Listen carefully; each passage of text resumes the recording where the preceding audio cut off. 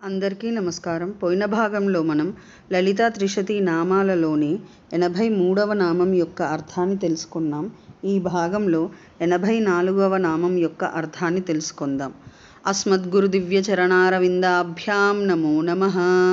అశేష జనమోహినీం అరుణమాల్య భూషాంబరాం జపా కుసుమ భాసురాం జపవిధౌ స్మరేదంబికాం. శివాయ గురవే నమః. శ్రీగురు పదాంభుజములకు సభక్తికమైన ప్రణామాంజలి సమర్పణతో లలితా త్రిశతి నామ సంఖ్య 84. ఓం హ్రీంకార బీజాయై నమః. ఓం హ్రీంకార బీజ, ఇది 5 అక్షరముల నామము. ఈ నామంతో మనము అమ్మవారికి సభక్తికముగా నమస్కరించుచున్నప్పుడు ఓం హ్రీంకార బీజాయై నమః అని పలుకవలెను. హ్రీంకార బీజ దేవతా జ్ఞాపకమైన హ్రీం అను అక్షరము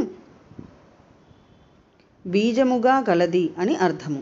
పరాదేవి శ్రీ మహాత్రిపుర సుందరి దేవికి హ్రీంకార బీజము అనగా స్వావాచక మంత్రభాగము జ్ఞాపకం దేవతానాం యత్ బీజమక్షరం ముచ్యతే.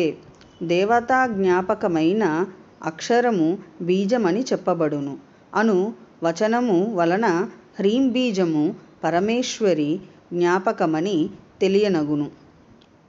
హ్రీంకారము మాయాప్రకాశమగుట వలన వటబీజము అనగా మర్రిగింజ స్వనిష్ఠ తన యందున్న వృక్షాభివ్యంజక కారణత్వము చేత బీజమని ఎట్లు చెప్పబడునో అటులనే మాయాప్రకాశక హ్రీంకారము బీజమని చెప్పబడును.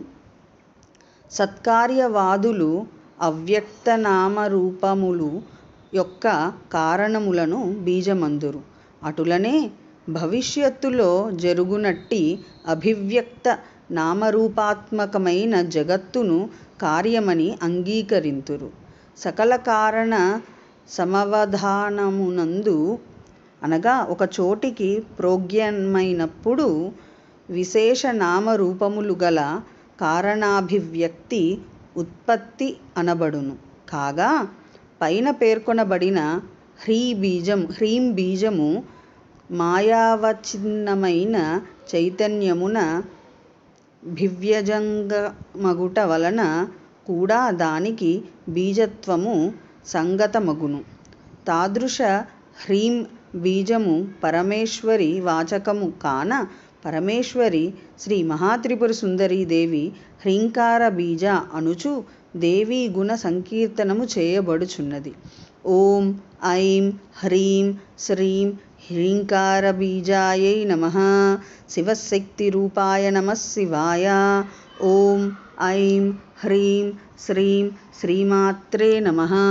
సర్వం శ్రీ సద్గురు దివ్య చరణారవిందార్పణమస్తు.